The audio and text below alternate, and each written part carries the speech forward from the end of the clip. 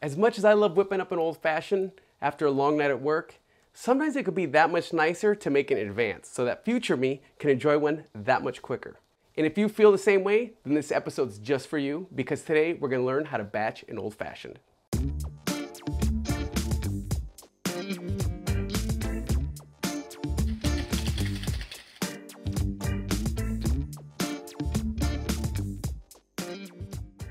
Welcome to Cocktail Limelight. I'm your host, Erick Castro, and today we're gonna learn how to batch an old fashioned.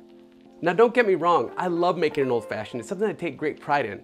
But when I have friends over, I hate being stuck in the kitchen making drinks while everyone is outside having fun. So by batching an old fashioned in advance, it makes it that much easier for everybody to enjoy themselves and have fun without having to be stuck making cocktails all night.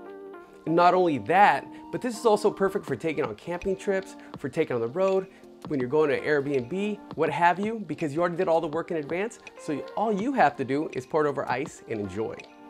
And while this thing is a blessing when you're entertaining with friends, I'd be lying if I didn't say that I also didn't do it sometimes when I was just lazy and I wanted to get back to my Netflix. And not only that, but if you really want to feel baller, you can go ahead and take it out and keep it in a champagne bucket so it stays nice and cold. But enough of me chit-chatting, I'm gonna go ahead and walk you through the steps now so you know exactly how to make the perfect and ideal batched old fashioned. Now the one that we're gonna be making today is the classic and traditional bourbon old fashioned. But the template and the formula is the same, so if you prefer yours with rye whiskey, rum, or even tequila, just follow the same steps except switch up the spirit. And the same rules apply if you want to use a different sugar such as brown sugar syrup, agave syrup, or even something like honey. So let's go ahead and make one. The first step is to start with an empty bottle. In this case, we're gonna be using a 750, which is perfect because the recipe that we're gonna make is gonna be just the ideal amount to fill this bad dog up. For those of you out there that are already familiar with the series, you know that whenever I'm building cocktails, I always start with the least expensive ingredient first, which in this case would be water. The reason why I always recommend that people start with the least expensive ingredients first is because in the case of you messing something up or mixing up one of your recipes or one of the ingredients, you don't wanna have thrown out all the bourbon. You'd rather just dump out some water, some bitters, or maybe some simple syrup. And that rule applies even more so when you're making a batch cocktail that's this large, essentially 10 cocktails in one bottle. First, we're gonna start out with 3 ounces of water. And it's important that you don't use tap here. You wanna use something good, something distilled, something clean, because if you're gonna be mixing with premium American whiskey, you wanna make sure that you're not just using something nasty that's gonna ruin the flavor of the cocktail. Now that we have the water in there, it's time to add some bitters.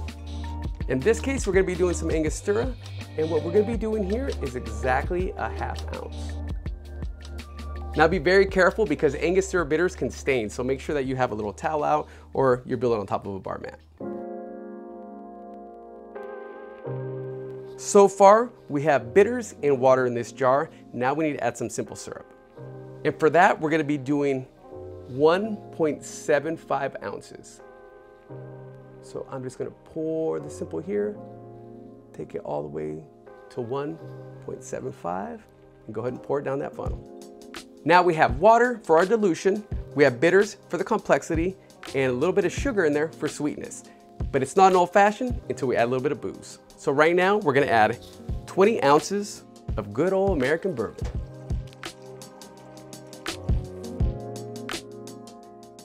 Now all we gotta do is pour our booze into the bottle so it can mix with everything else. And just as promised, it all fits in the bottle, and right here what you have is exactly 10 old fashions.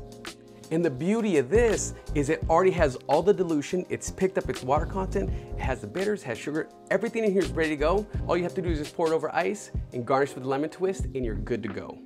Now as for me, when I serve it, I like to pop it in the freezer for about 20 or 30 minutes before I'm ready to go.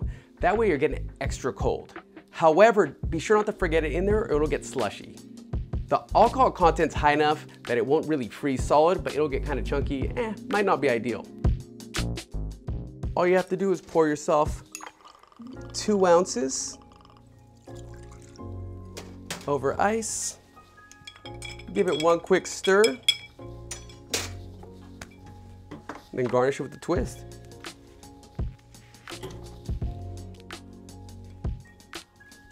And there you go. The quickest and easiest old fashioned that you can ever make because you did all the work in advance. Thanks, Pass Me. This is exactly what I needed. Anytime, man. Happy to be of service.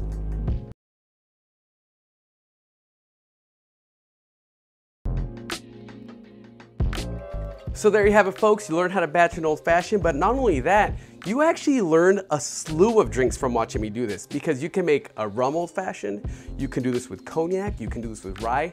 Basically, whatever spirit you're in the mood for, it'll work the same with the same template.